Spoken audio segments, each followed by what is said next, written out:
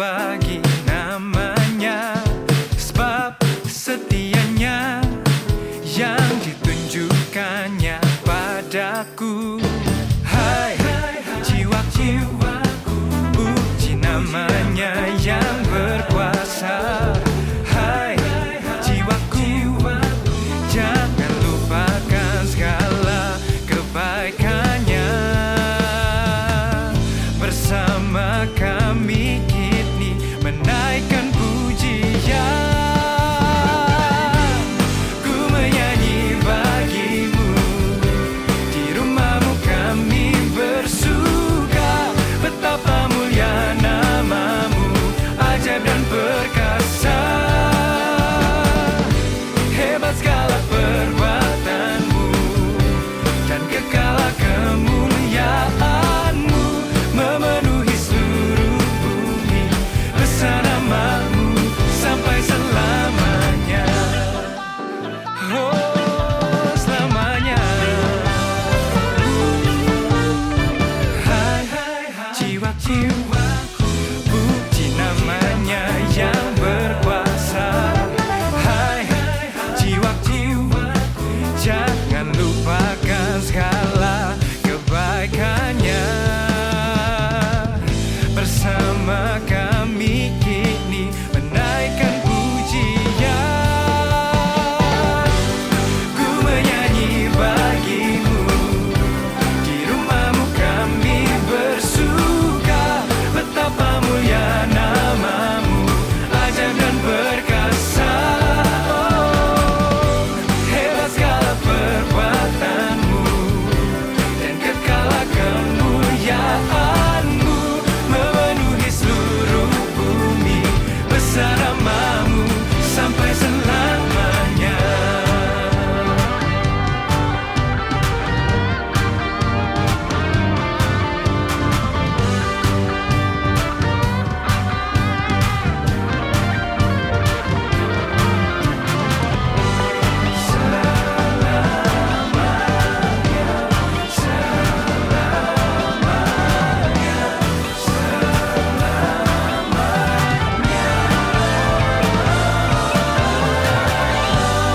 Ku menyanyi bagimu, di rumahmu kami bersuka.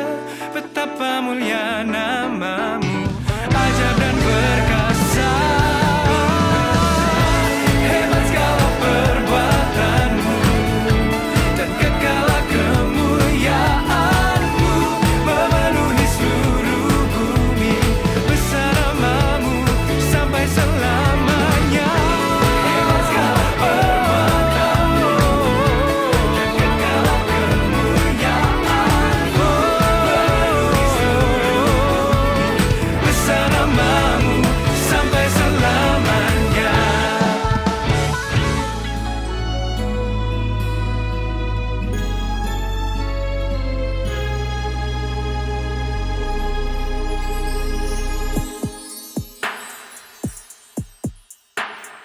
God has placed you in my heart.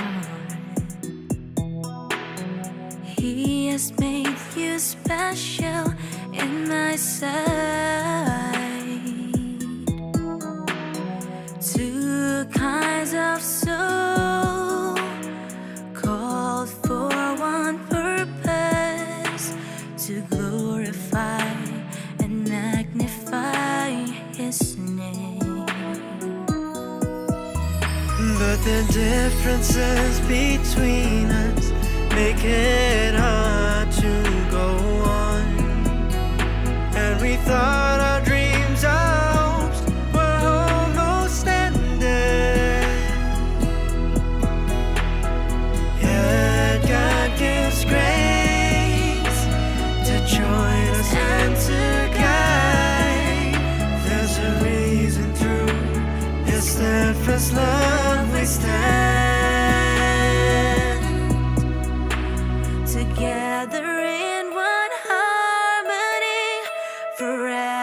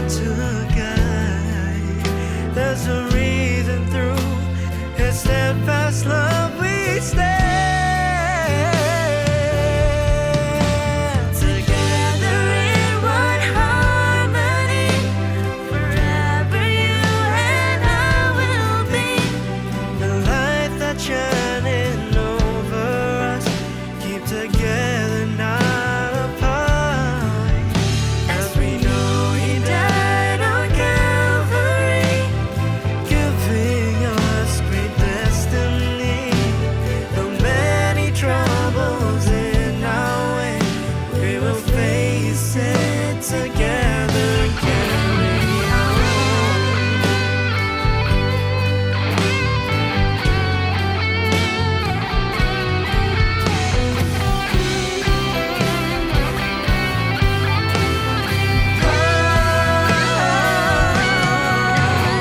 Together in one heart, real, and I will be the light that's shining over us. Keep together, not apart. died on Calvary, giving us great understanding. Through many troubles in our way, we will face it together. Together in one harmony, forever you and I will be. The light that's shining over us, keep together, not apart. As we know He died on Calvary, giving us great understanding. Though many troubles in our way, we will face it together and carry on. We will face it together, carry on. Bagaimanakah ku balas kasih-Mu di Kalvari? Bagaimanakah ku bayar darah-Mu yang tercurah? Hanya dengan ku serahkan hidupku bagi-Mu, hanya dengan ku membawa segenap hatiku.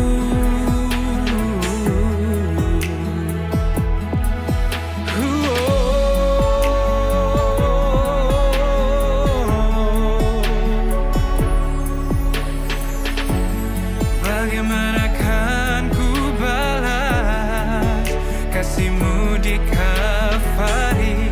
Bagaimanakah ku bayar darah-Mu yang tercurah? Hanya dengan ku serahkan hidupku bagi-Mu, hanya dengan ku membawa segenap hatiku. Selamanya kan ku ingat pengorbanan-Mu, selamanya takkan ku berpaling dari-Mu. Selamanya hidup ini jadi milik-Mu, selamanya kan ku masyurkan nama-Mu.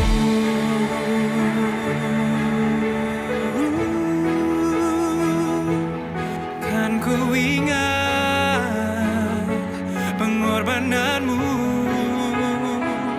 sampai selamanya. Aku milik-Mu Tuhan, selamanya, selamanya, selamanya kan ku ingat pengorbanan-Mu, selamanya takkan ku berpaling dari-Mu, oh dari-Mu. Selamanya hidup ini jadi milik-Mu, selamanya kan ku masyurkan nama-Mu. Selamanya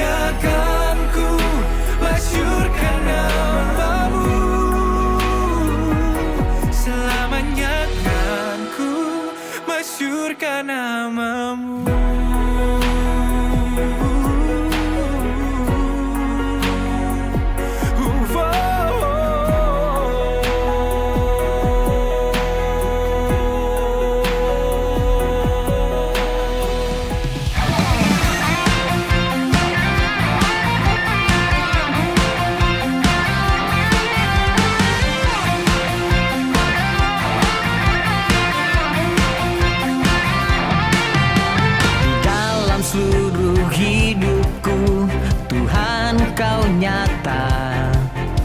Kemenangan di hidupku bukan karena hebatku. Ke dalam jiwaku Tuhan, ku rasakan penuh. Imanku terus bertumbuh untuk raih kemenangan.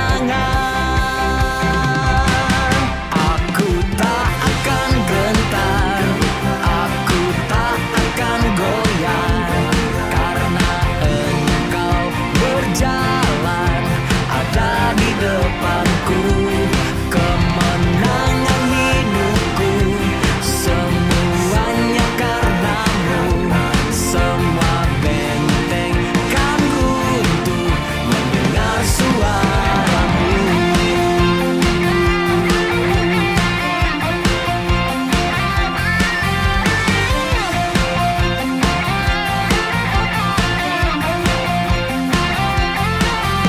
Di dalam seluruh hidupku, Tuhan Kau nyata.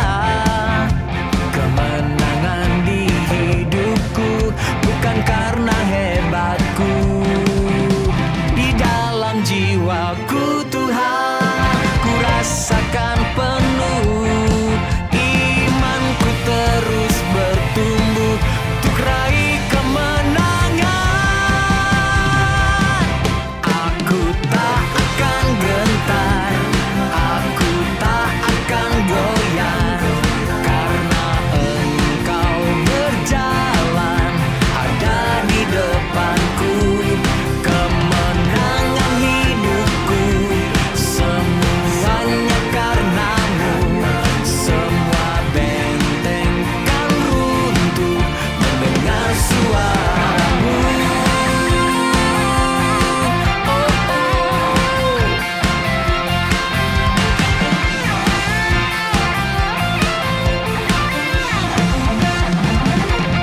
Aku tak akan gentar, aku tak akan goyah, karena Engkau berjalan ada di depanku. Kemenangan hidupku semuanya karena-Mu. Semua benteng kan runtuh mendengar suara-Mu.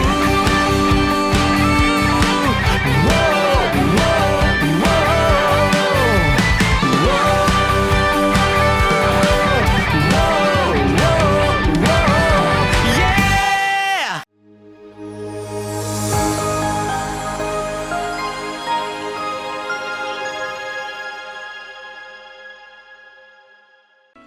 Shalom Bapak Ibu, puji Tuhan.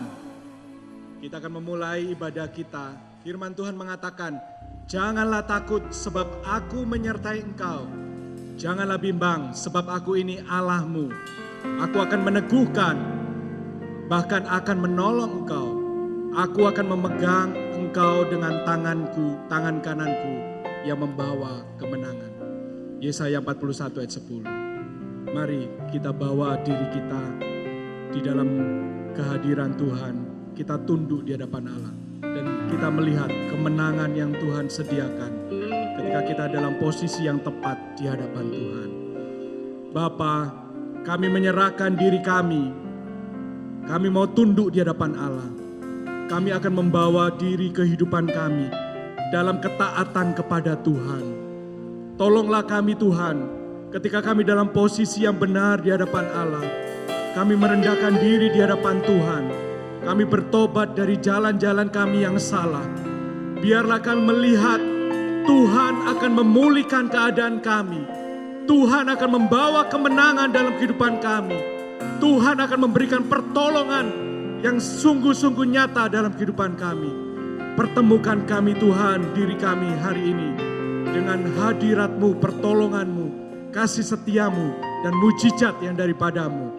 Di dalam nama Tuhan Yesus, kami membawa seluruh penyembahan kami dan doa kami hanya di dalam satu nama, Yesus Tuhan. Amin. Tuhan Yesus memberkati kita.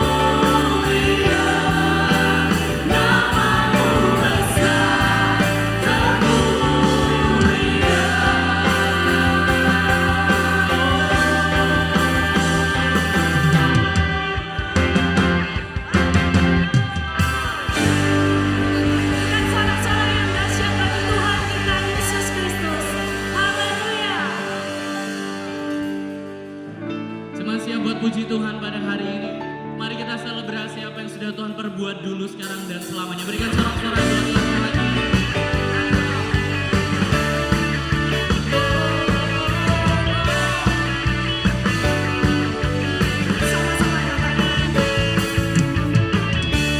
Dari hari ke hari tak pernah terbatalkan, berkat-Mu turun atas hidupku. Dari hari ke hari tiada pernah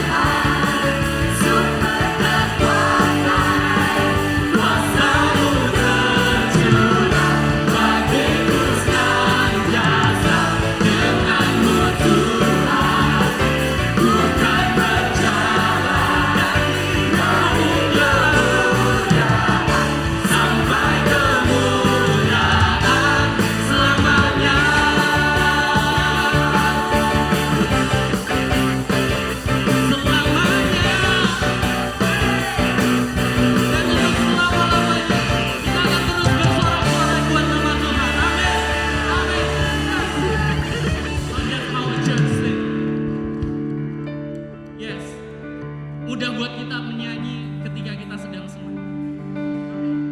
Tapi justru ketika kita terpuruk, ketika kita terjatuh, ketika kita ada di posisi paling bawah, we sing even louder. We sing even louder. Biar semua musuh di depan kita, gak ada yang bisa untuk menjatuhkan anak Tuhan. Tidak ada yang bisa merenggut kebahagiaan dari tangan Tuhan Sang Pencipta. Kenapa? Karena kita semua di sini adalah anak-anak Tuhan. Dan I want you all right here, church, sing a little louder with me. Let me see those hands. Siapa yang mau sing a little louder with me? Berikan tepuk tangan buat Tuhan. Now join me like this. I raise a hallelujah in the presence of my enemies. Come on. I raise a hallelujah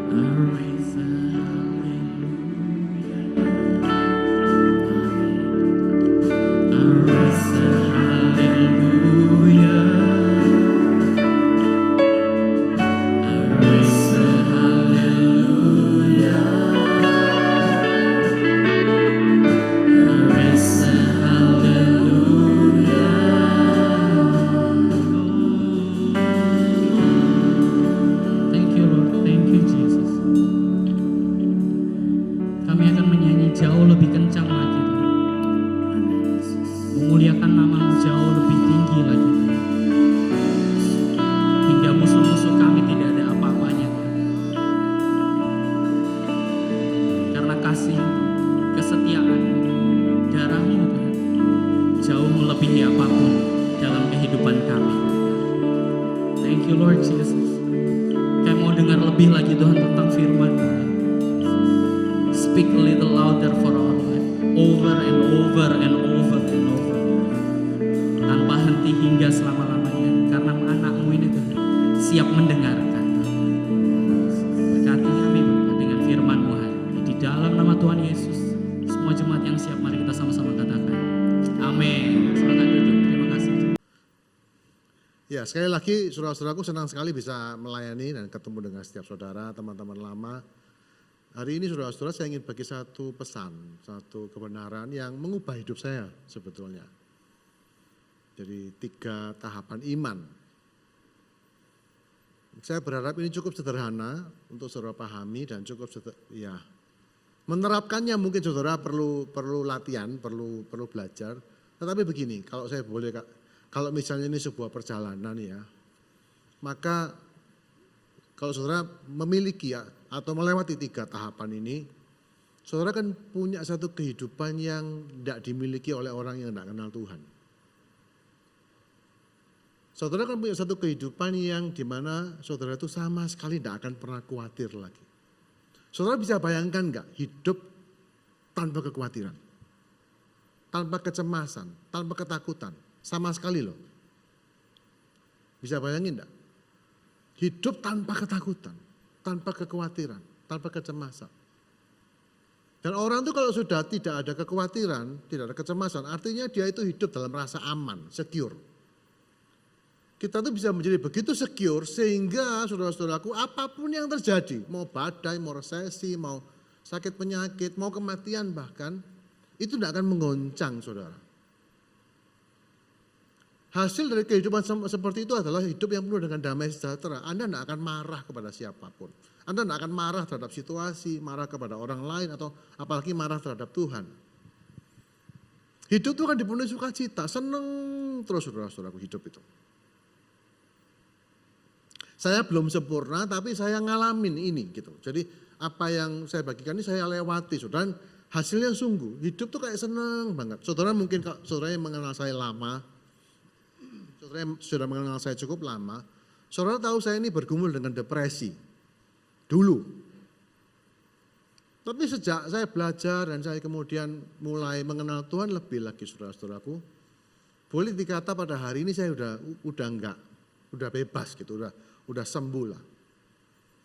Sudah kayak bisa merasakan nikmatnya hidup gitu. Orang depresi itu enggak enak saudara-saudaraku. Kalau depresi itu ya, hidup tuh rasanya berat, sedih terus gitu. Bawaannya tuh begitu, bawaannya tuh murung terus gitu. Tapi puji Tuhan, Tuhan tuh baik sekali dan saya terus diajak untuk bertumbuh sama Tuhan, belajar bersama dengan Dia, melewati 3 tahapan iman ini dan sebagai hasilnya saudara-saudaraku pada hari ini, ya saya suka pernah ngomong bahwa saya ini hidup betul-betul sampai hari ini ya, tidak ada yang saya khawatirkan. Really? Oh, kamu tahu ini? Iya, ya saya tahu ada banyak masalah, tapi dalam hati itu ada ketenangan, ada satu. Dan ini bukan kayak diperjuangkan gitu, kayak dipergumulkan. Ayo, tenang, haleluya, Tuhan tuh besar. Ayo, kamu enggak boleh ragu. Enggak begitu. Itu kayak ngalir aja, satu kehidupan yang free gitu ya, betul-betul bebas. Saudara tahu kan artinya bebas dari kekhawatiran? Itu artinya saudara tidak perlu berusaha untuk tidak khawatir. You don't have to work so hard untuk to not worry gitu. Malah saudara-saudaraku kalau sudah dalam tahapan begini, untuk khawatir itu saudara harus berjuang malah begitu. Karena seperti saya sharingkan, kekhawatiran itu menjadi hal yang tidak masuk akal sebetulnya dalam Tuhan loh ya. Nah ini saya ingin bagikan tentang 3 tahapan iman ini saudara-saudaraku, di mana kalau saudara bisa mempraktekkan ini, saya percaya, saya yakin banget dan saya kepingin sekali ini semua orang Kristen tahu sehingga saudara-saudara kita tuh punya kehidupan yang jauh berbeda dari orang-orang yang tidak kenal Allah. Kalau orang dunia 2023 resesi semua pada bingung, pada ada kecemasan dan saudara mengalami hal yang sama, ya nggak ada bedanya gitu loh. Maksudnya padahal sebetulnya kalau saudara tahu persis apa yang Tuhan sediakan, bagaimana Tuhan, kalau saudara kenal Tuhan baik, betul-betul, sungguhan kita ini tidak punya alasan sama sekali untuk takut, khawatir, marah, benci sama orang, atau stres karena masalah, tidak ada alasan gitu. Mungkin kalau misalnya saya masih mengalami di mana, boom, saya misalnya merasa ditipu orang gitu, rasanya jengkel banget, tapi itu dengan cepat berlalu. Tidak ada kemarahan yang disimpan, rasa tidak terima, dan itu tidak ada semua hari ini di diriku, tidak ada. Jadi saya menjadi orang yang, dan akhirnya saya menemukan jalan keluar dari belenggu depresi itu, dan boleh dibilang selama sudah berbulan-bulan ini saudara-saudaraku, saya 2 bulan lalu, saya November Desember saya ambil sabbatical, di situ saya berdoa dan saya mencari Tuhan lebih lagi dan saya akhirnya mengerti, oh ini loh gitu. Dan ini yang saya ingin bagikan kepada saudara. Jadi satu kehidupan yang mungkin tidak, bayangkan aja mungkin sulit gitu ya. Gimana hidup tanpa kekhawatiran, gimana hidup. Dan satu lagi, bukan cuma hidup tidak khawatir, hidup tidak berkekurangan. Loh ayo. Orang boleh pada khawatir tapi gak punya duit yo gitu kan ya. Orang kalau betul-betul kurang, tidak bisa makan, ngutang sana sini terus tidak khawatir, itu bukan iman, itu apa itu? Itu karepe dhewe gitu kan. Nah hidup dalam iman, hidup betul-betul bebas dalam Tuhan, itu berarti juga selain saudara itu tidak dikuasai kekhawatiran, ketakutan, kemarahan, itu juga artinya hidup saudara tidak mungkin berkekurangan. Itu jelas sekali janji Tuhan itu. Tidak mungkin kurang, saudara tidak akan minta-minta, saudara akan memberi dan membagi-bagi. Saudara akan menjadi orang diberkati. Ya, minggu kemarin kita bicara soal berkat kalau ini. Saudara betul-betul akan menjadi truly a blessed person. Jadi itu semua nyambung. Saya tidak percaya kalau misalnya, tidak punya duit, uang sekolah tidak bisa bayar, nunggak, terus tidak khawatir. Gak nyambung. Bukan itu maksud saya. Saya bukan mengajarkan saudara untuk tidak khawatir di tengah-tengah semua masalah nyata. Bukan itu. Yang saya katakan begini, saudara menjadi tidak khawatir, masalahnya ada, tapi masalah itu tidak menguasai, tidak menjatuhkan saudara. Saudara itu punya satu keteguhan iman. Ya, saudara kalau baca di Alkitab tentang iman, saudara Tuhan itu sampai ngomong gini, kamu tuh kalau ngomong sama gunung ini pindah gunung itu. Saudara menyadari bahwa iman itu memberikan Anda itu kekuatan dan otoritas atas alam, atas kehidupanmu. Dan itu yang saya ingin bagikan kepada saudara. Dan ini bukan jargon, bukan retorika, bukan kata-kata indah. Ini bisa dialami. Meskipun tentu saja saudara-saudaraku hak untuk memindahkan gunung saya pikir juga tidak akan diberikan Tuhan kepada orang sembarangan. Bukan berarti kalau kita bisa pindah gunung artinya Tuhan berikan semua kekuatan itu, kalau itu diberikan hancur lebur dunia saudara-saudaraku. Semua orang sibuk pindahin gunung semua. Aku tidak senang sama gunung ini, pindah gitu. Yang lain bilang, loh aku senang sama gunung itu, balik no saudara-saudaraku. Tidak seperti itu. Ya, kita kan belajar. Ya, yang pertama saudara, saya ingin ngomong soal iman. Iman itu apa sih? Ya mau didefinisikan kayak apa? Gampangnya iman itu apa? Trust, percaya. Trust itu artinya saudara mempercayai, saudara itu mengenal sesuatu sedemikian sehingga saudara itu bisa mempercayakan diri saudara kepada realita itu. Bisa nggak kita hidup tanpa iman? Nah saya akan berikan contoh-contoh praktis yang sederhana sekali untuk menggambarkan saudara bahwa kita itu sebetulnya tidak bisa hidup tanpa iman. Kita tuh hidup normal, itu kita tidak usah ngomong orang Kristen ya. Kalau ngomong trust saudara-saudaraku, kita tidak mungkin hidup tanpa trust.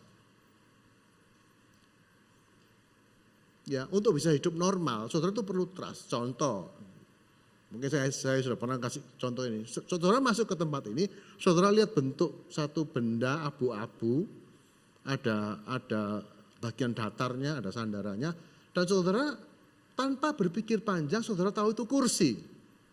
You know it, right? Dan kemudian tanpa berusaha untuk berpikir panjang lagi, saudara duduk di situ. You trust these things untuk menopang badan saudara. Itu iman. Kenapa saudara tidak bertanya, ini kursi betul atau tidak? Ini pabriknya di mana? Ini kursi patah apa enggak? Bisa enggak waktu saudara? Mungkin enggak. Waktu saudara duduk dan kursi itu ternyata tidak kuat menanggung bobot saudara. Bisa. Tapi itu tidak mengubah kenyataan bahwa you can always trust the chair. Anda bisa trusting benda itu. Karena Anda sudah punya pengalaman. Karena sudah enggak tahu berapa ribu kali saudara menemukan benda dengan bentuk yang seperti itu. Dan setiap kali saudara duduk di atasnya, everything went well gitu. Semuanya baik-baik saja. Dan saudara bisa beristirahat. Then you will trust this thing. Anda akan percaya pada benda ini. Atau saudara ketemu, saudara misalnya mau nyalakan lampu, saudara ketemu tombol. Waktu saudara nyalakan tombol, atau saudara mau mandi, saudara buka keran air. Saudara tidak pernah berpikir mungkin tidak ya air tidak keluar. Waktu saudara gerakkan tangan saudara untuk membuka keran itu, tidak ada keraguan sama sekali. Right? Padahal yang belum tentu airnya keluar, siapa tahu umpamanya rusak. Belum tentu, siapa tahu something is going wrong gitu kan. Tapi waktu saudara membuka keran itu, tidak ada keraguan, tidak ada pertanyaan, tidak ada pergumulan bahkan untuk keluar enggak airnya. Jangan-jangan enggak keluar gitu. Enggak ada, enggak kepikir sama sekali. Itu iman. Nah, saya berikan contoh ini saudara-saudara supaya kita nanti bisa sedikit memahami bagaimana juga iman kepada Allah itu kira-kira itu seperti itu. Nangkep, satu iman yang tidak ada keraguan di dalamnya. Jadi iman itu membuat saudara itu memiliki visi dan pemahaman tentang realita dan how you move in the reality. Gitu. Makanya saya percaya saudara-saudaraku iman itu tidak bisa dipisahkan dari knowledge. Hosea 6 ayat 4 mengatakan umatku binasa karena tidak mengenal Allah dalam bahasa Indonesianya. Tapi dalam bahasa Inggrisnya lebih cespleng. My people perish because lack of knowledge. Kalau saudara nggak tahu, saudara nggak bisa percaya sebetulnya. Kalau saudara nggak tahu ini benda ini apa, saudara nggak mungkin duduk di atasnya. Itu yang membuat kita itu bisa hidup normal, pergi ke restoran, pesan makanan, terima dan langsung makan. Kita nggak berpikir jangan-jangan ada bakterinya, ada racunnya, ada kumannya. Ya kan. Dalam pandemi ini kita punya contoh yang sebaliknya. Kita begitu takut, begitu curiga, sehingga kemudian kita berjaga-jaga kepada semua orang, takut sakit soalnya. Jadi saudara bayangkan kalau saudara takut sakit, takut jatuh, saudara tiap kali makan harus ke lab dulu. Makan restoran, cek laboratorium, bersih apa enggak.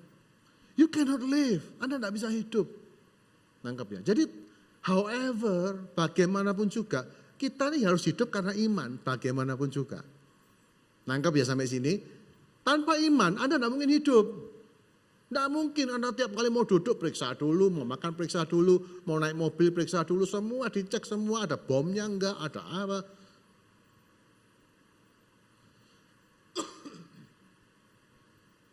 Dalam perjalanan bersama dengan Tuhan, Allah itu ingin saudara itu memahami dan mengatakan, milikilah pemahaman yang benar. Nah, makanya kita tuh dengar khotbah, baca firman. Kenapa? Nambah pengetahuan. Makin saudara tahu tentang Allah, sebetulnya gini, saudara itu bisa mempercayai hal-hal tentang kerajaan sorga itu lebih terandalkan daripada kursi yang saudara duduki gitu. Kursi itu bisa berkarat, bisa patah. Makanan yang saudara makan bisa membuat saudara keracunan, bisa. Ya kan? Everything you trust itu sebetulnya di dunia ini tidak ada sesuatu yang betul-betul trustworthy yang terjamin 100% aman. Sebetulnya juga tidak ada. But you have to trust it anyway. Nah sekarang saya berikan kenyataan yang jauh lebih kuat lagi. The kingdom of God, kerajaan Allah dan segala kebenarannya itu sebuah dunia, sebuah realita yang tidak tergoncangkan. Tidak akan patah, tidak akan rusak, tidak akan fail. Nangkep ya. So Yesus itu kenapa Yesus itu selalu menantang para muridnya? Percayalah begitu. Kalau kamu bisa mempercayai makanan yang kamu makan di restoran itu enggak mencelakakan kamu. Sebetulnya kita tuh bisa lebih percaya, jauh lebih percaya lagi bahwa di dalam Tuhan, saudara-saudaraku, kita ini aman, terpelihara. Gampang-gampang susah. Nah, saya akan masuk dalam tiga tahapan. Yang pertama adalah saya sebut dengan the faith of propriety. iman yang sewajarnya, iman yang wajar. 3 tahap iman ini bukan maksudnya gini, bukan salah ya, ini tidak ada yang salah, kita semua mengalami, tapi kita akan coba melihat satu persatu.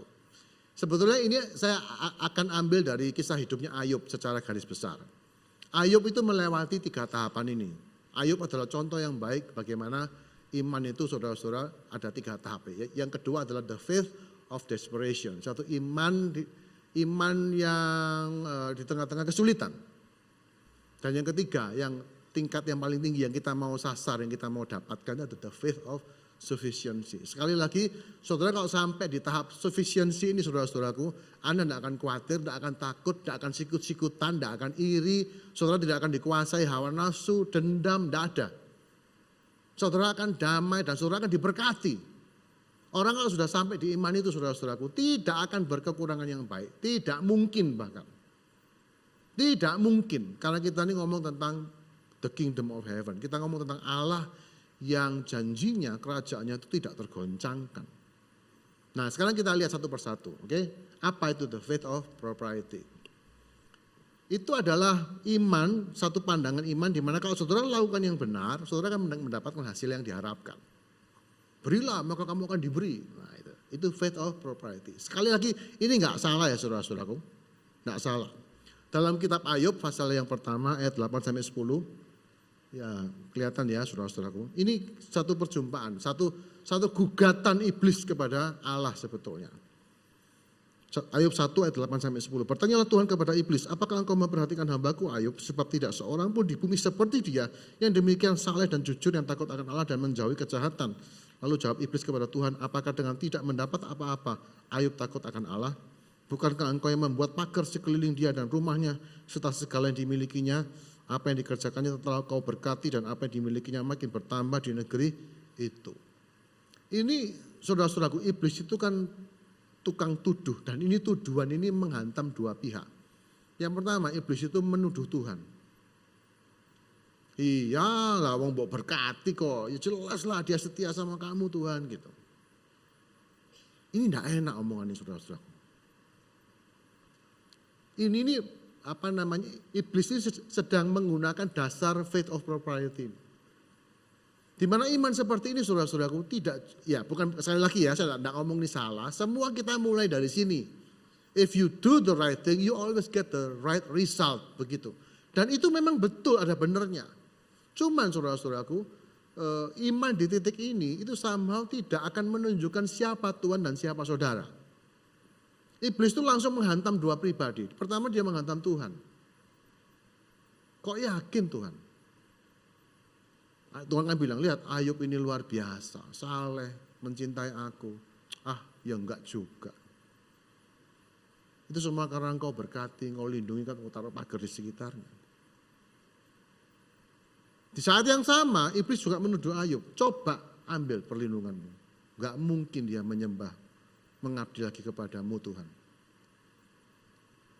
Nah, faith of propriety ini saudara-saudaraku meskipun apa ya baik, tapi dia tuh akan selalu gampang goyah.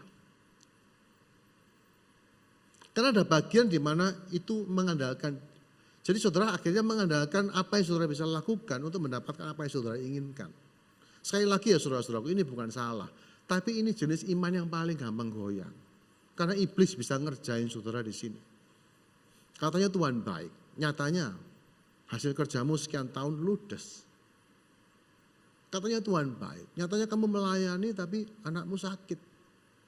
Katanya Tuhan baik, ini akan menggoncang banyak orang. Dan sebagian besar semua pertanyaan, mengapa Tuhan, itu timbul dari iman semacam ini. Kenapa Tuhan kau izinkan? Bukankah aku sudah begini dan begitu? Gitu.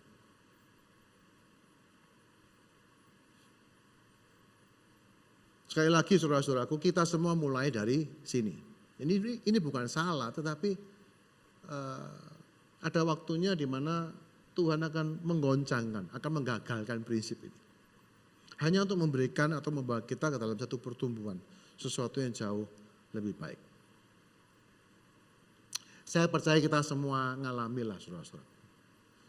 Nah, tingkat pertama ini karena aspek vulnerability-nya, maksudnya kemungkinan untuk gagalnya, nggak terjadinya itu lumayan gede saudara-saudaraku, karena memang kita tahu lah, kita tidak bisa menyangkal kenyataan itu bahwa saudara bisa tetap, you can do the right thing dan saudara tidak dapatkan hasil yang saudara dapatkan. Tidak semua tanah itu kalau ditabur bertumbuh, ya enggak. Kita merasa naburnya itu benih durian, yang muncul itu rumput duri saudara-saudaraku. Bisa enggak? Bisa aja. Something is going wrong gitu. Meskipun itu bukan berarti itu salah, terjadi lah. Mestinya sebagian besar sih harusnya dengan cara ini. Tabur apa, tuai apa. Tapi sekali lagi kita menjumpai realita bahwa tidak selalu gitu, tidak selalunya itu loh yang mengganggu kita, betul enggak? Itu yang akhirnya membuat kita tuh, jadi akhirnya saya melihat banyak orang Kristen tuh akhirnya dalam posisi di mana mereka itu berimannya tuh untung-untungan. Ada istilah lompatan iman, wis lompat wae. Hasilnya apa? Tidak tahu, untung-untungan. Kalau nggak sesuai gimana? Ya Tuhan punya gitu. Tapi tidak ada satu ketentraman gitu, nggak ada satu rasa jaminan, rasa aman bahwa I know, aku tahu bahwa ini yang akan terjadi. Tidak ada jaminan itu. So, saudara-saudara kalau ada di posisi ini, itu baik, bagus. Dan saudara memang firman Tuhan katakan orang yang melakukan firman Tuhan akan beruntung dan segala macam. Yes, it happens. Tapi sesekali saudara akan dibawa untuk melewati ini. Melewati bukan berarti tidak pakai ini tetap berlaku. Tapi Tuhan ingin saudara itu bertumbuh lebih dewasa. Nah ini masuk kepada tingkat iman yang kedua, yaitu tetap percaya walaupun menghadapi situasi yang sangat berat. Ayub mengatakan dalam ayat 13 waktu dia betul-betul hancur lebur saudara-saudaraku. Ya, dia kehilangan semuanya dalam satu kejap mata, dia kehilangan semuanya. Nah, dia bilang begini, sekalipun Allah mencabut nyawaku, aku akan tetap mempercayakan diriku kepadanya. Aku hendak menghadap Allah untuk mengadukan perkaraku kepadanya. Ini versi firman Allah yang hidup. Ini yang dikatakan orang itu iman walaupun. Nah, walaupun aku berjalan dalam lembah kekelaman, aku akan tetap percaya. Ini iman yang paling tidak enak, jujur ya. Karena akhirnya kita tuh kayak harus menelan gitu, menelan realita yang nggak enak, dan walaupun ini Tuhan, aku tetap percaya kepadamu. Tidak gampang, sulit. Tapi kita semua mesti melewati ini. Ayub saudara-saudaraku, dia tetap tidak bisa menemukan salahnya dia di mana. Kadang-kadang kalau kita tahu salah kita ya, terus kita kena begini ya, kita mungkin ya sudahlah. Ada satu teman yang pernah datang ke saya, aku Agus minta ketemu, minta waktu. Terus dia mulai cerita, aku ini sudah kerja keras dan segala macam, tapi hasilnya, ya waktu pandemi saudara-saudara. Dan akhirnya dia kontraknya habis, tidak tahu pindah kemana, uangnya juga tidak ada. Terus dia menanyakan satu pertanyaan ini, dosaku ini apa ya kok Agus? Nah gitu saudara-saudara. Aku ini berbuat dosa mungkin ya. Dosaku ini apa? Pertanyaan yang sama yang dikejar oleh teman-teman Ayub kepada Ayub. Itu landasannya apa? Faith of propriety. Kalau kamu dosa ya pantas kamu mengalami seperti ini. Ya kan? Meskipun itu sekali lagi tidak salah sepenuhnya. Terus tetapi dalam kasus Ayub dan dalam kasus temannya saya tanya, ya gini loh ya, kalau kamu sungguh-sungguh berdosa, saya bilang, kamu tidak perlu tanya saya. Yang tahu pasti kamu, bukan aku, saya bilang begitu. Jadi kalau kamu mau menyelidiki hatimu bersama dengan Tuhan dan kamu tidak melihat, maksudnya tidak dibukakan tentang satu kejahatan yang real gitu ya. Kamu tidak perlu cari-cari, saya bilang begitu. Jadi jangan tanya saya dosaku apa, how do I know, saya tahu dari mana, ya kamulah yang tahu dosamu apa yang pertama. Dan kalau kamu dalam kejujuran, ketulusan bersama dengan Tuhan dan tidak ada teguran, tidak ada tuduhan mungkin ya, dan Anda tidak perlu cari-cari kok. Karena setiap orang berdosa biasanya akan tahu, akan sadar. Manusia itu punya self correction itu cukup baik. Tahu kok. Nah. Faith of desperation saudara-saudaraku, kalau kita tidak bisa melewati ini, akhirnya apa? Akhirnya saudara mungkin akan tetap beriman, tapi imanmu itu iman stoik gitu, iman bertahan. Ya wis, tak apa-apa. Tapi di dalam ini tidak ada sukacita. Tak bisa bersuka cita. Kita mungkin ngomong, yes, walaupun Tuhan mengambil nyawaku, walaupun Tuhan mengambil seluruh kekayaanku, walaupun aku bangkrut, aku akan tetap percaya kepadanya. Tapi ngomongnya dengan tetesan air mata, kan gitu saudara-saudara, ya kan. Kita tidak bisa ngomong itu dengan tidak bisa. Desperate soalnya. Nah saya percaya begini, saya percaya bahwa ini bukan tingkat iman yang Tuhan inginkan kita tinggal di sini, enggak. Tuhan itu bukan Allah yang kejam. Oke, Tuhan itu Allah yang baik. Saudara enggak mau, saya pikir gini loh, saudara pernah ketemu orang baik enggak? Ya, pernah ya. Wih orang ini baik sekali, orang ini sangat baik, baiknya luar biasa. Kita tuh seneng ketemu orang baik. Kata-katanya, sikapnya, senyumnya, itu kayak kita tuh nyaman banget dengan dia. Dan kita tahu orang ini tidak ada niat jahat, tidak ada sama sekali. Orang ini orang hebat, orang yang kaya. Dan hatinya tuh cuma ingin membantu, memberkati. Saudara bayangkan ketemu pribadi seperti itu. Nah Tuhan tuh jauh lebih daripada itu. So, menurut saya Tuhan tidak pernah merencanakan kita untuk tinggal dalam posisi ini. Nah saat semua itu hancur berantakan sebetulnya kita akan mengenali realita tentang Allah. Kenapa sih gitu? Maksudnya karena gini, kenapa sih kok ini diizinkan? Kan tadi saya bilang kalau Tuhan baik, why? Kenapa dia tuh mengizinkan kita?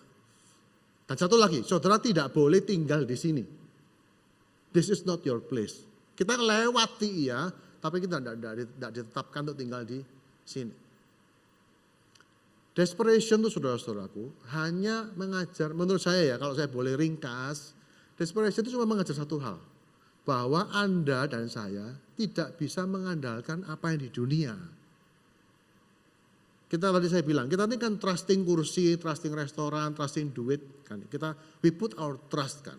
Kita tahu lah kalau punya uang, kalau uangmu banyak sekali, secara praktikal there is nothing impossible for you, right? Itu kan. Jadi kita tuh akhirnya kerja keras, cari uang, kumpulin duit. Kenapa? Dengan uang itu kita punya kekuasaan yang sangat besar. And then we put our trust in our money, right? Itu wajar, itu human sekali gitu, itu manusiawi sekali. Tetapi kalau Tuhan sayang sama saudara, dia akan bawa saudara kepada titik ini. Di mana saudara menjumpai uangmu yang segitu banyak, tidak sanggup menolong, tidak bisa menyelamatkan begitu. Dengan semua hartamu ternyata saudara harus kehilangan anak saudara. Misalnya, mohon maaf saya bukan mengatakan ini untuk meringankan penderitaan Anda yang mengalami ini. Bukan, saya tidak bermaksud meringankan, menganggap ringan pergumulan yang kita hadapi. Tetapi saudara-saudaraku dalam pergumulan yang berat, apalagi kalau itu betul-betul saudara dibawa sampai ke titik desperation ini, sebetulnya ada satu pintu terbuka, sebetulnya. Ada satu pintu yang selama ini terbuka, tapi kita tidak pernah lihat. Yaitu pintu menuju Allah, pintu untuk menyadari bahwa langit dan bumi ini satu kali itu lenyap. Bahwa Anda tidak bisa menggantungkan diri Anda kepada apa yang ada ini. Satu kali Anda harus meninggalkan semuanya. Satu kali, kalau bukan duniamu yang runtuh, Anda yang harus meninggalkan dunia ini. Satu kali.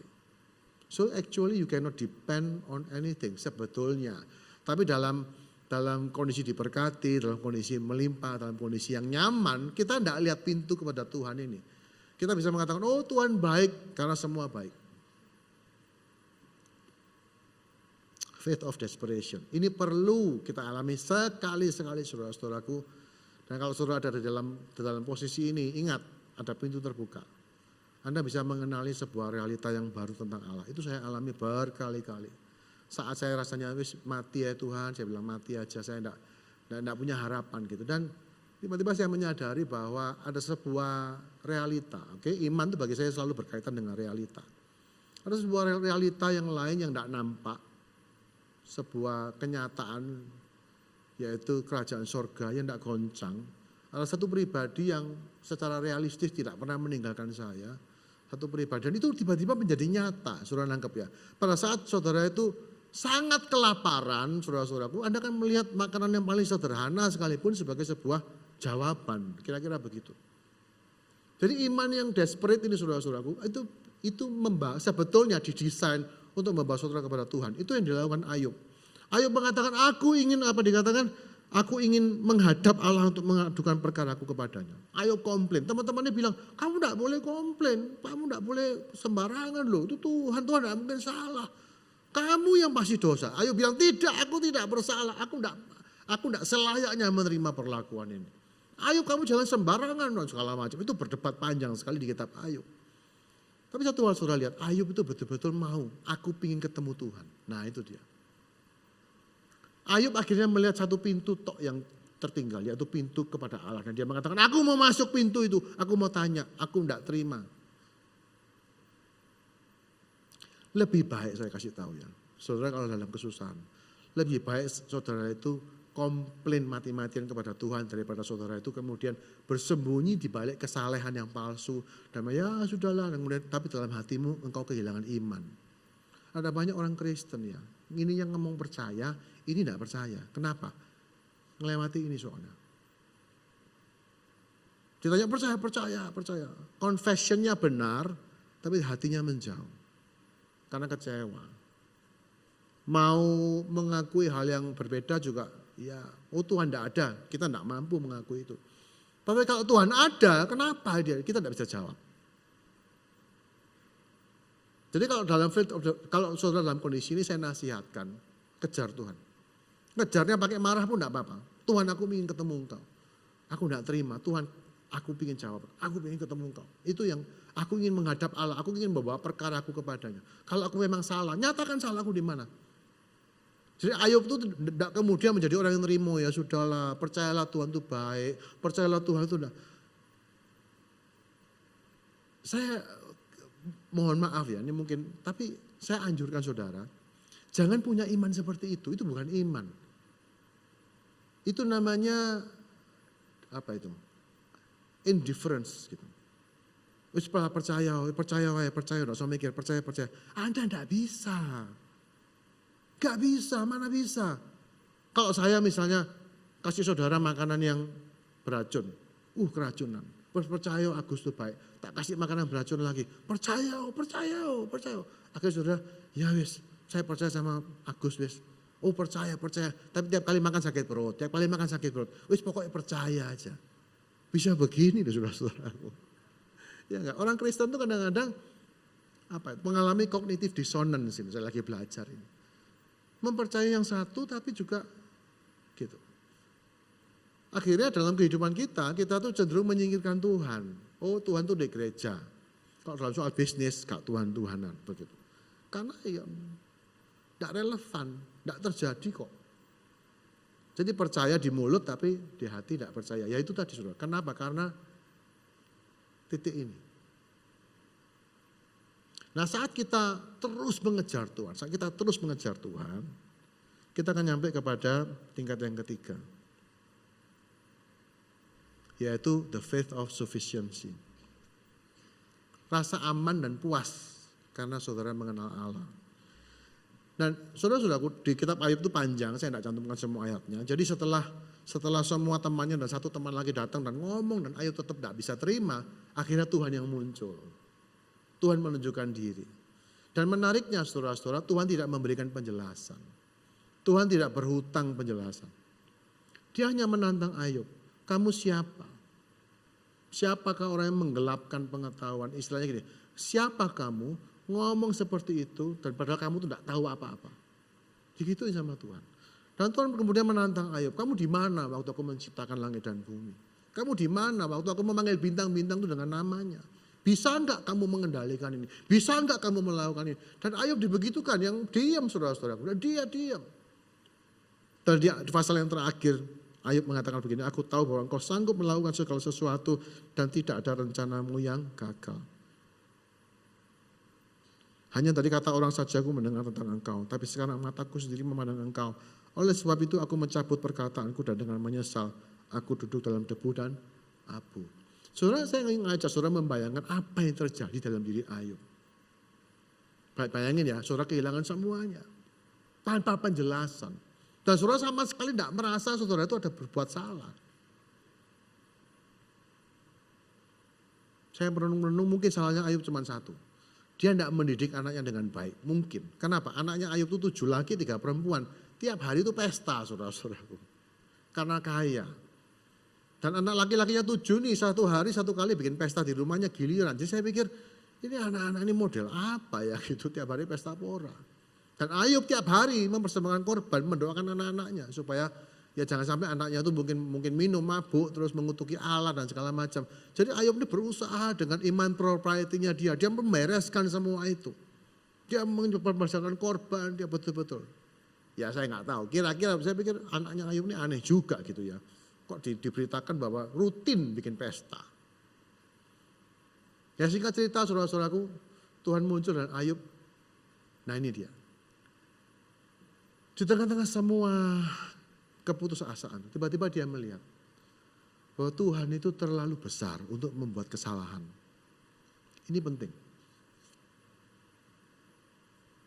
Tiba-tiba Ayub menyadari, dari kata orang aku ngerti, aku selama ini tahu engkau Tuhan dari khotbah, dari kesaksian orang lain.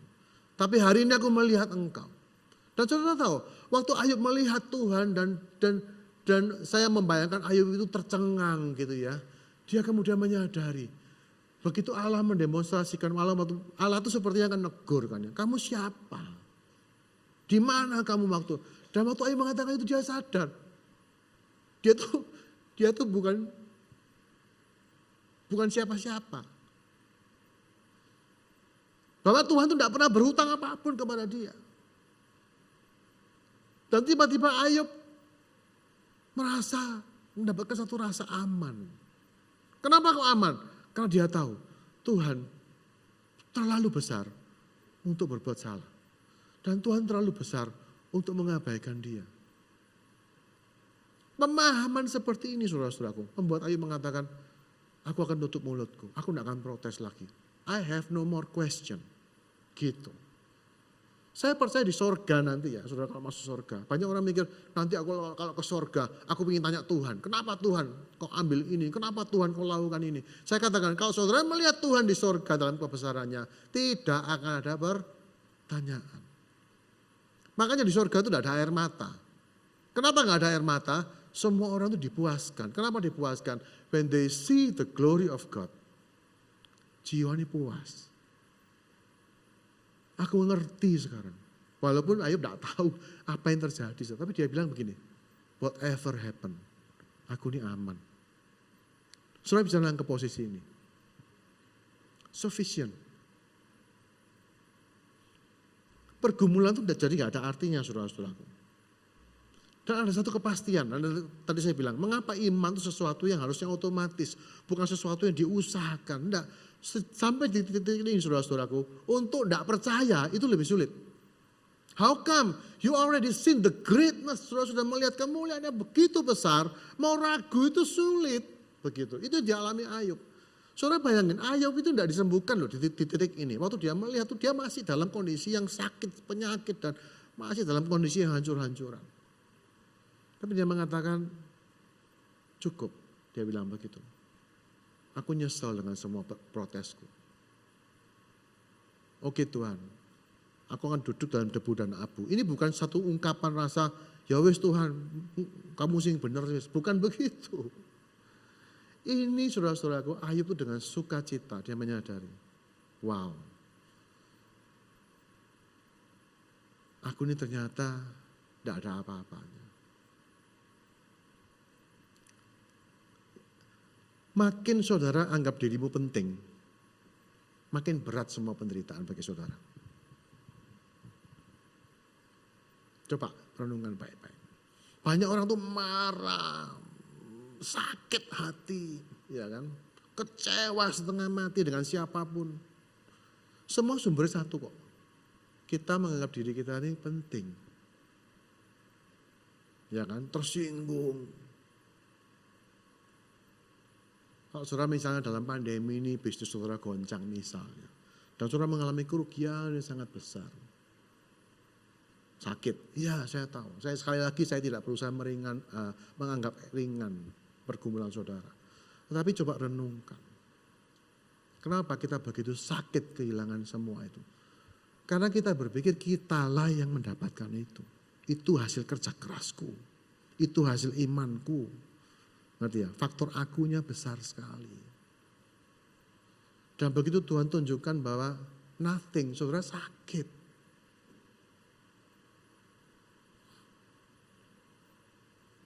Dan itu yang harus dialami, dilewati oleh Ayub. Saya tidak membayangkan orang kaya Ayub yang begitu kaya raya, tiba-tiba kehilangan semuanya. Bukan cuma harta, anak-anak, kesehatan. Semua yang berharga diambil. Kalau saya mungkin, saya mungkin bunuh diri kalau saya gitu kan, ya mungkin loh ya. Tapi Ayub ini bertahan dan kemudian Tuhan menunjukkan diri. Dan Tuhan menunjukkan diri itu bukan dengan Ayub tak kasih tahu gini loh, maksudku tuh gini loh Ayub. Enggak, saudara-saudaraku. Tuhan menunjukkan siapa dirinya. Dan itu cukup. Dan saya percaya memang faith of sufficiency ini tidak mungkin saudara capai kalau Tuhan tidak menyatakan diri kepada saudara. Tidak bisa. Ini tidak bisa cuma teori, tidak bisa. Makanya saudara-saudaraku, apapun kondisi kita hari ini, selalu minta Tuhan, aku ingin menghadap Engkau. Aku ingin mengenal Engkau lebih lagi. Minta Tuhan itu revealing himself kepada saudara. Sampai saudara itu tergagap melihat Allah yang begitu besar. Dan itu tidak bisa lewat khotbah. Saya ngalami berkali-kali. Saya tersungkur. Ngalami itu.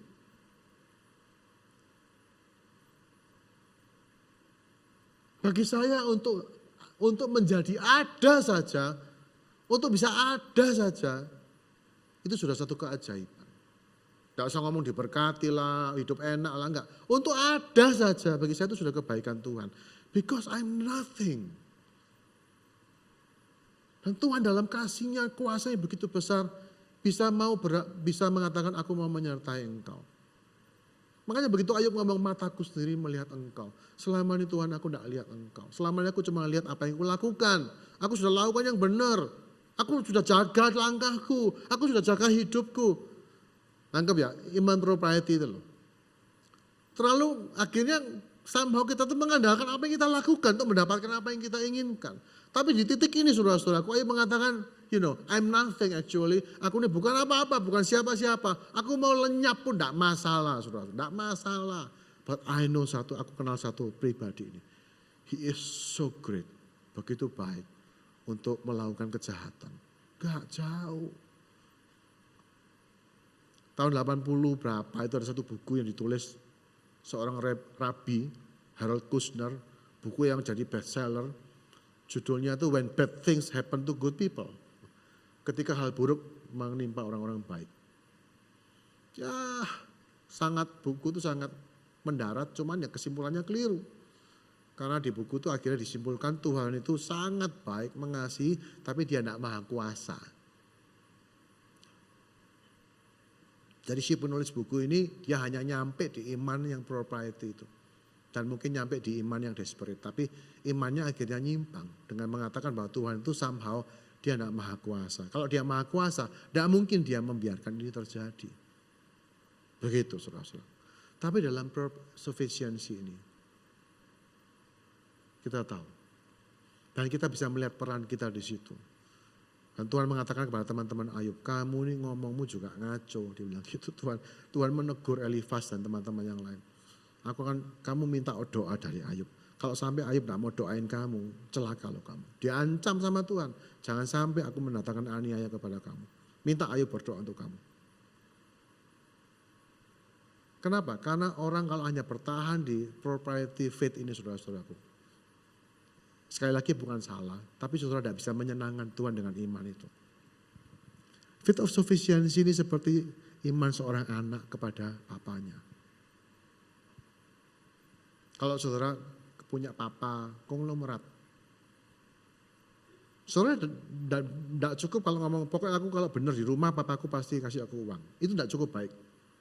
Atau masuk ke level 2, walaupun papaku menyiksa aku akan tetap menghormati dia.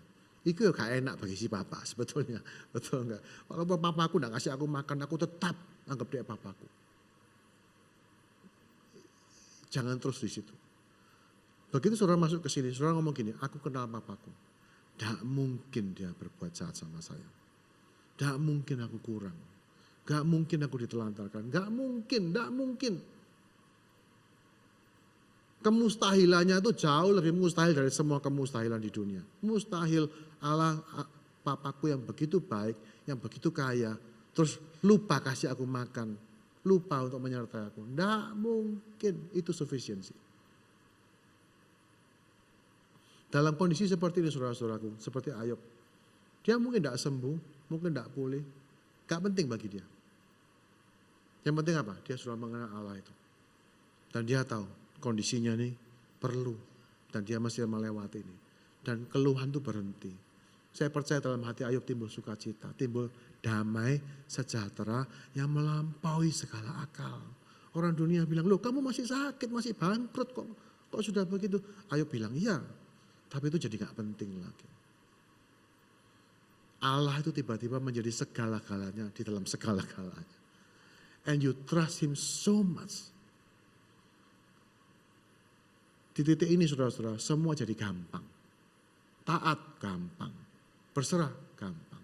Because you know, Anda tahu persis siapa yang memperhatikan saudara itu. Amin.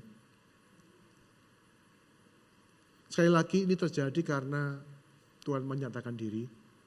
Dan seringkali ini hanya saudara bisa capai kalau saudara melewati yang nomor 2 tadi, desperation itu. Jadi kalau pada hari ini saudara dalam kondisi iman yang propriety itu, ya puji Tuhan, baik. Lakukan yang benar, dapat yang benar. Tapi saya percaya satu kali, Tuhan tuh sayang sama kita. Dan dia juga tidak ingin diperlakukan seperti itu. Pokoknya kamu benar, Tuhan pasti kasih kamu benar. Akhirnya jadi kayak mekanis gitu, jadi transaksional akhirnya. Tuhan juga tidak kepingin itu. Akhirnya Tuhan akan tarik berkatnya. Tuhan akan menunjukkan bahwa saudara tiba-tiba digoncang bahwa iman propriety-mu itu tidak cukup kuat sebetulnya. Dan saudara pada saat itu saya katakan saudara jangan kemudian bersembunyi di balik kesalehan palsu. Ya wis lah, enggak terjadi ya wis lah, ya Tuhan tahulah, Tuhan tahu yang terbaik. Tidak, Tuhan katakan mintalah aku akan berikan kepadamu. Nyatanya lu enggak, tidak usah minta, doa jangan macam-macam begitu. Banyak orang Kristen akhirnya tidak berdoa kenapa? Karena itu, karena dia pikir ya Tuhan tidak mau ngasih, enggak dikasih kok. Pokoknya percaya ya doa saisane, dijawab syukur, enggak dijawab syukur. Bukan itu yang Tuhan mau. Dalam posisi seperti ini saudara-saudaraku, posisi sufficiency, apapun yang kamu minta dan doakan Tuhan akan berikan kepadamu. Saya kasih tahu, it is true, itu benar, itu terjadi dalam hidupku. Tentu saja dalam sufficiency saudara juga tidak akan minta yang aneh-aneh, because you know bahwa Anda itu sudah ditenggelamkan dalam Tuhan dan hatinya dan rencananya. Akhirnya orang di posisi ini ya, hatinya cuma satu tujuannya, ingin nyenangin Tuhan. Tuhan ya apa ya, hidupku ini menyenangkan Engkau. Jadi semua permintaan kita akhirnya berkaitan dengan itu. Semua permintaanku itu supaya Tuhan itu dimuliakan, disenangkan. Tujuan hidup manusia, memuliakan Dia. Itu menjadi tujuan kita. Dalam posisi begini, tidak mungkin kurang. Anda tidak mungkin kurang, tidak mungkin. Tidak mungkin. Sama saudara punya anak, Anda ini orang super kaya dan anakmu itu sikapnya kayak gini sama saudara. Sayang, hormat dan percaya saudara setengah mati. Dan dia lakukan semua yang saudara inginkan. Dengan sukacita, bukan dengan terpaksa. Ketaatannya itu ketaatan bebas. Bukan ketaatan karena tidak taat hukum. Gitu. Bukan, maksud Tuhan maunya gitu sih saudara-saudaraku. Ketaatan itu apa sih? Ketaatan itu adalah kebebasan. Bebas untuk taat dan percaya. Gimana kita bisa bebas dalam ketaatan kita? Because you trust. Dan kalau Allah tuh punya anak kayak gitu, gak mungkin anak begini terus diabaikan, digeletak. No, gak mungkin, manusia aja gak mungkin kok. Benar ya? Kita manusia berdosa aja gak mungkin memperlakukan anaknya seperti itu dengan buruk. Tidak mungkin. Apalagi Allah kita. Jadi iman walaupun gak cukup baik, ya oke, tapi jangan lama-lama di situ. Cari Tuhan dengan sungguh-sungguh. Tuhan, I want to see you. Kita berdoa, kita berdoa.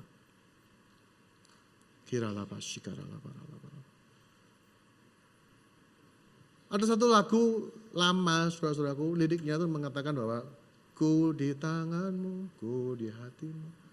Saya senang lagu ini. Karena satu kali waktu saya merenungkan ini, saya tiba-tiba sadar. Tuhan itu sehari-harinya mikirin apa ya, saya bilang begitu. Kalau kita ini kan mikir kerjaan, mikir keluarga, mikir masalah-masalah kita kan. Tuhan itu kan gak punya masalah, ya kan. Tuhan itu kan apa sih ya, maksudnya dia di sorga itu, what does he thinks about all the time. Tuhan tuh mikirin apa? Tiba-tiba saya sadar, saudara-saudaraku. Yang ada di pikiran Tuhan tuh kita, anak-anaknya. Kita ini ciptaan yang tertinggi. Dan dia menebus kita dengan darah dan nyawa. So, kita ini begitu berharga. Saya ngomong ini by logic ya. Sometimes saudara-saudaraku kalau sudah ketemu ya, iman tuh semua logis semua. Jadi tidak ada orang bilang, wis pokoknya percaya, tidak usah dipikir. Oh, tidak bisa, saya bilang. Semua iman tuh logis. Logis banget, sangat logis. Jadi mau keluar dari iman tuh jadi gak logis akhirnya. Makanya saya bilang lebih susah untuk khawatir, lebih susah untuk tidak percaya. Karena kalau tidak percaya itu tidak logis. How come you unbelieve? Tidak percaya Tuhan tuh kok bisa? Maksudnya ngerti ya? Itu posisi yang tidak logis begitu. Saya mikir Tuhan tuh mikir apa ya hari-hari. Kalau saya kan mikirin segala macam, saudara-saudara. Terus saya tiba-tiba kayak Roh Kudus ngomong, He thinks about you.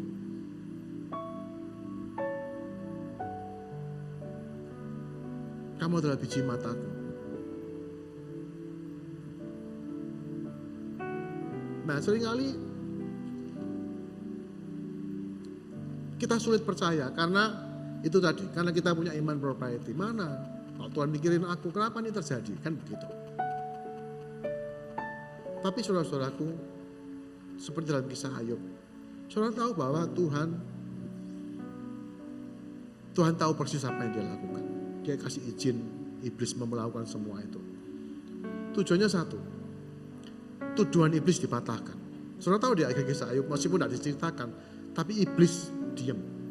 Dia kan ngomong tuh, iya soalnya engkau memberkati dia, engkau memagari dia. Dan Tuhan katakan, I will show you kekuatan kasih, kekuatan iman. That's why I believe, aku percaya bahwa dengan iman seperti ini, iblis tidak punya tempat.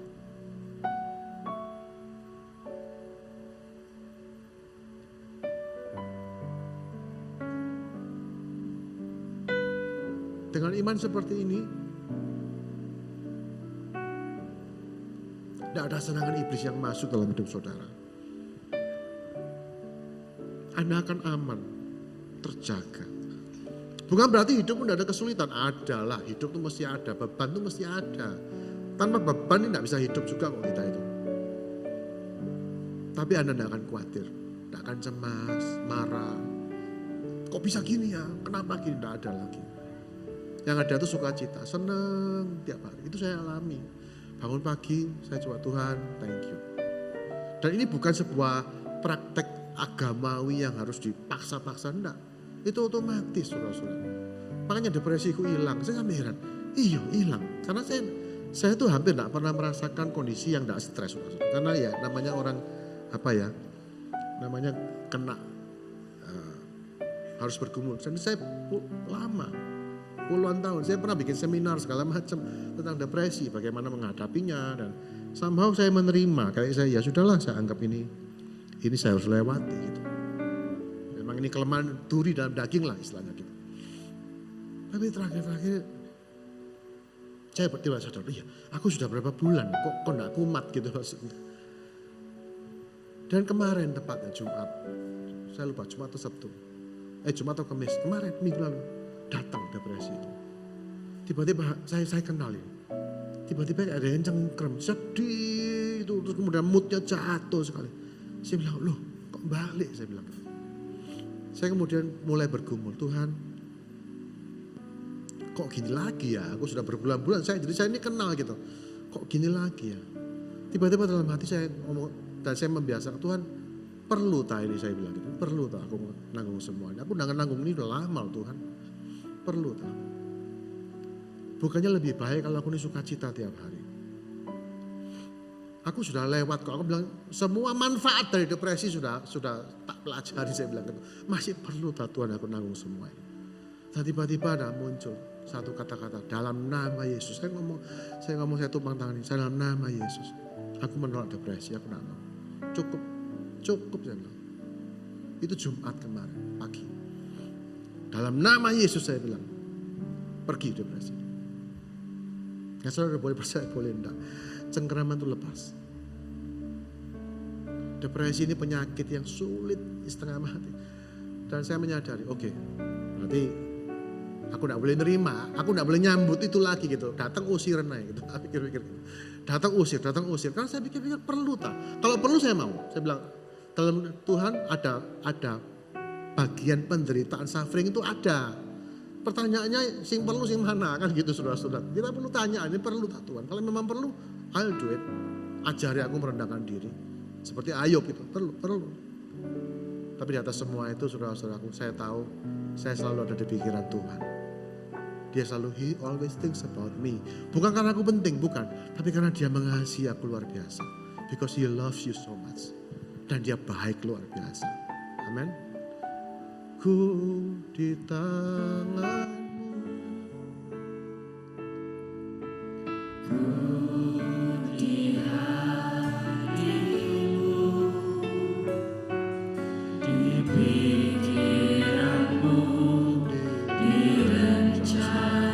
Gak pernah kita sendirian.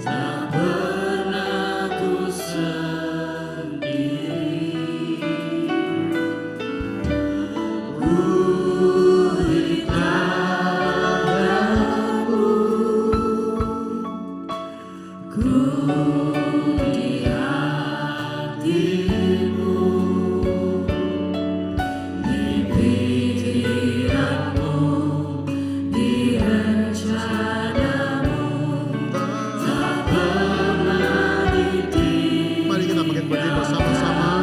Nyanyikan lagu ini sekali lagi.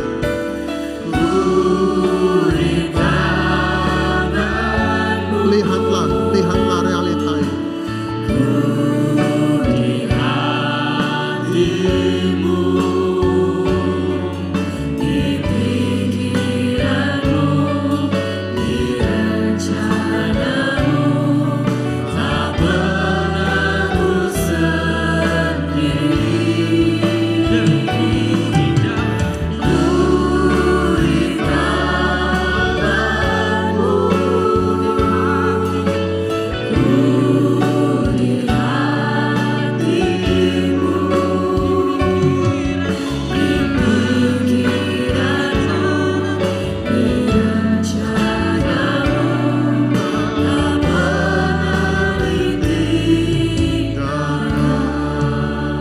Saudara-saudaraku, saya mengalami dalam tahun-tahun kekristenan saya tahu banyak hal tentang Tuhan, tapi saya tidak mengalami banyak hal.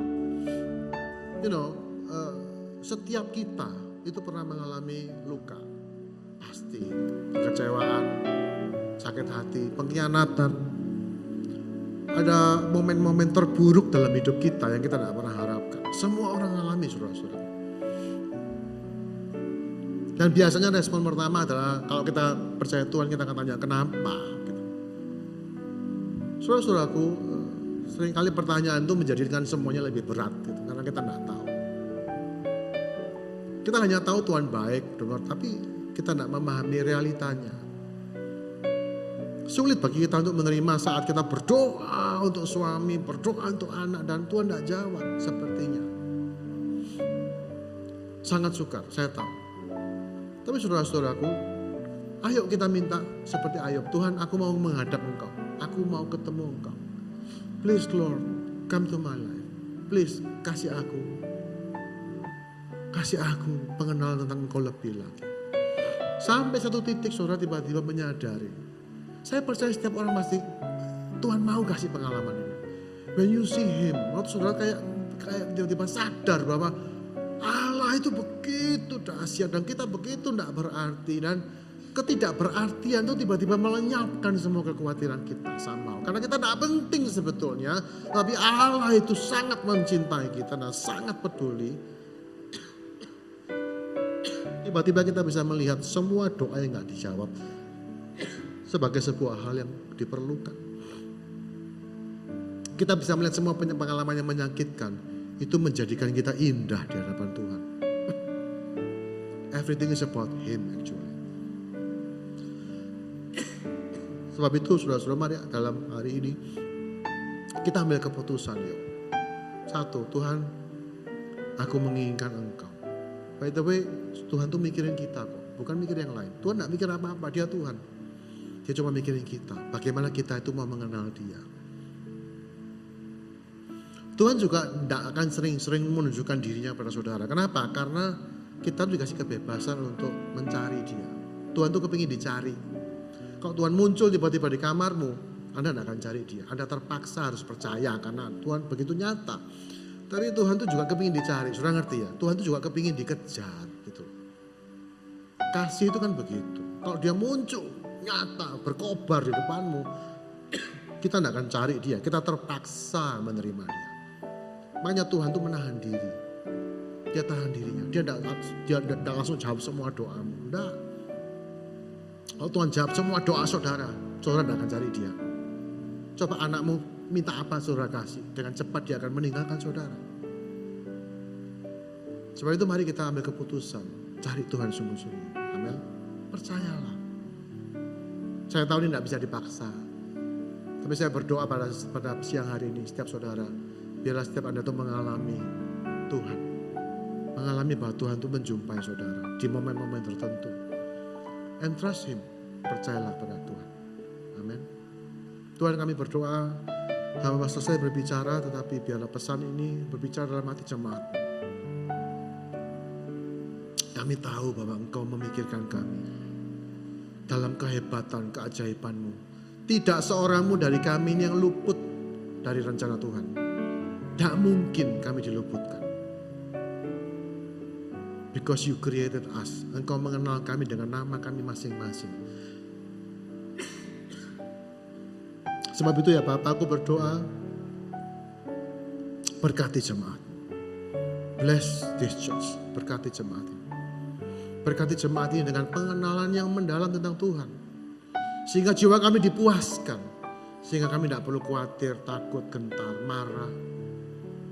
Kami melihat betapa tidak berartinya kami, tapi sekaligus betapa bernilainya kami karena Tuhan itu memikirkan kami. Dan biarlah Tuhan dalam tahun yang 2023 yang penuh dengan tantangan kesulitan, kami akan menjalani tahun ini dengan tenang. Sufficient. Kami tahu Tuhan terlalu besar untuk meninggalkan kami, untuk mengabaikan kami. There's no way you leave us. Tidak mungkin Tuhan tinggalkan kami. Karena kasih Tuhan yang begitu besar. Terima kasih Bapak. Hiburkan jemaat dengan realita tentang kerajaan Allah ini. Sehingga tidak seorangmu dari kami akan digoncangkan dalam hidup kami. Thank you for everything. Di dalam nama Yesus kami berdoa dan bersyukur. Amin, amin. God bless you all. Silakan duduk saudara-saudara.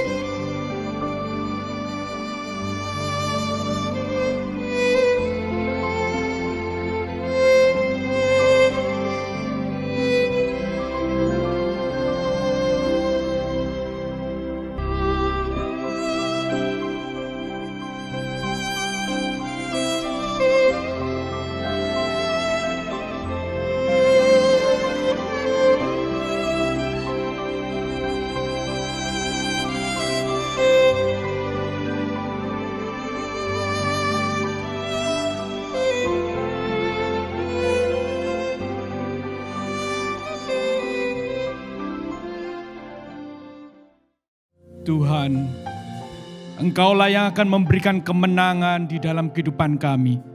Hanya Engkaulah satu-satunya kekuatan, benteng yang teguh di dalam kehidupan kami. Saat ini Tuhan, kami akan menikmati bersama-sama perjamuan kudus bersama Engkau. Biarlah saat ini ketika kami membawa hati kami, membawa iman kami boleh menikmati persekutuan dengan Engkau. Persekutuan dengan tubuh dan darah Kristus di dalam kehidupan kami. Di dalam nama Tuhan Yesus, kami mengucap syukur. Amin. Apakah Bapak Ibu sudah menerima roti perjamuan ini? Bagi yang belum, Asir bisa membantu, bisa mengangkat tangan. Pada waktu malam perjamuan, Tuhan Yesus pernah mengatakan, inilah tubuhku yang dicurahkan, yang dipecah-pecahkan bagimu. Perbuatlah ini untuk mengingat aku. Mari kita sama-sama menikmati roti tubuh dari darah Kristus.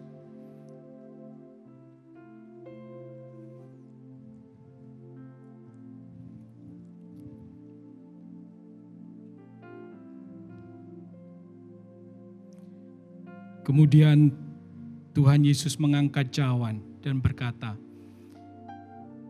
inilah darah yang kucurahkan bagimu, menjadi tanda perjanjian yang baru.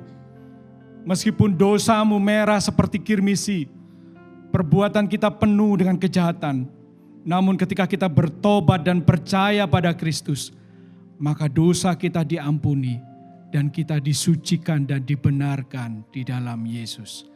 Mari kita menerima darah Kristus.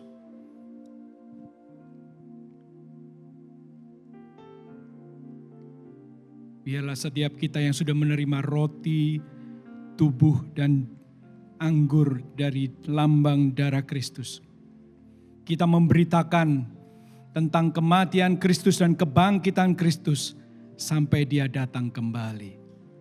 Terima kasih Tuhan, kami mengucap syukur atas semua kemurahan-Mu, kasih setia-Mu, penebusan yang Kau berikan dalam kehidupan kami, pengorbanan-Mu ya Tuhan. Kami tahu bahwa kami tidak akan mungkin bisa mengalami kehidupan yang kekal, sukacita dan damai yang sejati, kecuali hanya oleh darah pengorbanan Kristus yang mengampuni dan membenarkan kami. Terpujilah nama-Mu Tuhan. Dan saat ini ketika kami akan membawa persembahan kami di hadapan Allah, biarlah persembahan ini menjadi ucapan syukur yang harum di hadapan Tuhan. Karena kami sudah menikmati sukacita, damai sejahtera dan keselamatan yang sejati di dalam Yesus Kristus. Berkat-Mu turun ya Tuhan atas kami, bagi setiap jemaat yang sudah memberikan segalanya, hidupnya, waktunya dan persembahan di hadapan Allah. Di dalam nama Tuhan Yesus kami berdoa dan berterima kasih di hadapan Allah. Mari kita sepasang berkata, amin. Tuhan Yesus memberkati kita. Yesus Kaulah Raja dalam hidupku, berkuasa berjaya untuk selamanya. Yesus Kaulah Raja dalam hidupku, berkuasa berjaya untuk selamanya. Hanya Kau Tuhan, kita bangkit berdiri sama berkekuatan, kuasa-Mu tercurah bagiku senantiasa. Dengan-Mu Tuhan, ku kan berjalan dari kemuliaan sampai kemuliaan. Tuhan, sumber kekuatan, kuasa-Mu tercurah bagiku senantiasa. Dengan-Mu Tuhan, ku kan berjalan dari kemuliaan sampai kemuliaan selamanya.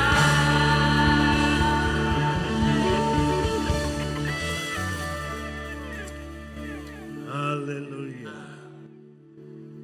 Saudara-saudara, biarlah kita percaya bahwa kita ini disayangi Tuhan. Iman kita bukan karena kalau kita melakukan yang benar, maka Tuhan akan baru berbuat sesuatu yang baik bagi kita. Waktu kita berdosa, Dia sudah mengampuni dosa-dosa kita. Waktu kita melanggar, mendukakan hati Tuhan, Dia sudah mati di salib bagi kita. Artinya saudara-saudara, kita ini enggak bondo-bobo, tapi Tuhan itu baik memberkati kita. Ia yang tidak menyayangkan anaknya sendiri, tetapi yang menyerahkannya bagi kita semua. Bagaimanakah mungkin Ia tidak mengaruniakan segala sesuatu kepada kita bersama-sama dengan Dia. Roma 8 ayat 32. Saudara-saudara, mari kita yakin Tuhan sayang saudara, Tuhan cinta saudara, Tuhan mati di kayu salib buat saudara. Dan biarlah kita langkahi hidup kita di tahun 2023 itu dengan satu keyakinan. Tuhan mengasihi kita semua. Mari kita berdoa. Tuhan, terima kasih Engkau telah menyampaikan firman melalui hamba-Mu. Biarlah kami yakin Tuhan, di dalam segala keadaan, apapun keadaannya, Tuhan, apapun kondisi kami tetap menjadi orang-orang yang dikasihi oleh-Mu ya Tuhan. Karena Engkau telah mati di kayu salib bagi kami. Karena Engkau telah berkorban bagi setiap kami yang percaya kepada-Mu. Hari ini Tuhan, izinkan dibebaskan kami dari segala tekanan hidup, segala ketakutan, kekhawatiran. Kami mau percaya Tuhan, Engkau tidak pernah membiarkan kepada kami, setiap kami yang berharap kepada-Mu. Karena Tuhan, Anda menyediakan pada kami sesuatu yang baik bagi kami semua.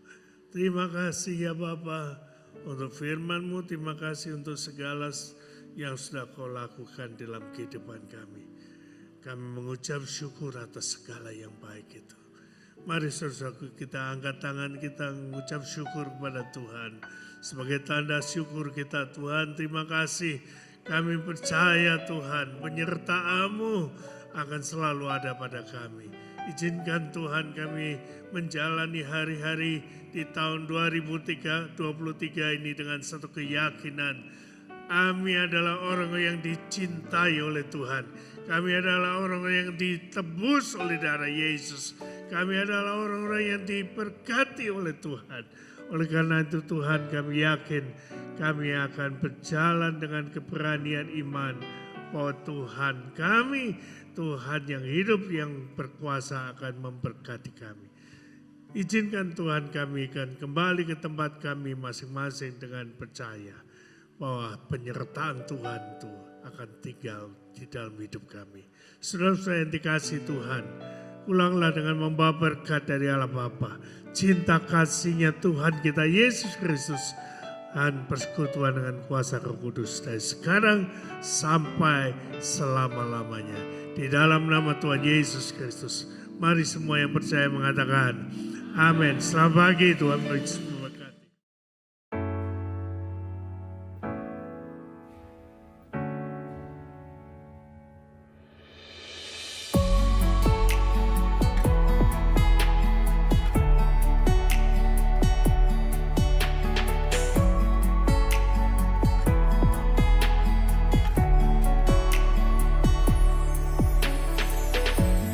Bagaimanakah ku balas kasih-Mu di Kalvari? Bagaimanakah ku bayar darah-Mu yang tercurah? Hanya dengan ku serahkan hidupku bagi-Mu, hanya dengan ku membawa segenap hatiku.